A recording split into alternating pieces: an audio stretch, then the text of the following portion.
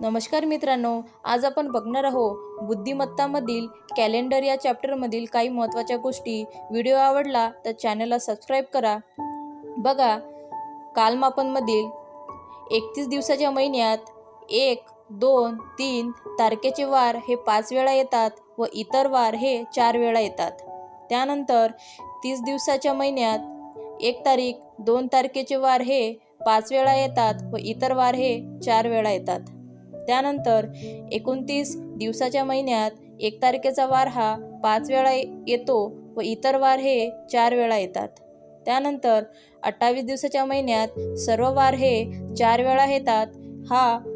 हे चारही पॉईंट खूप महत्त्वाचे आहे, म्हणून तुम्ही लक्षात ठेवा, कारण तुम्हाला जर पेपरला तुम्हाला कॅलेंडरचं जर प्रॉब्लेम आला तर तुम्हाला त्यामध्ये लवकरात लवकर सोडता येईल। थँक्यू।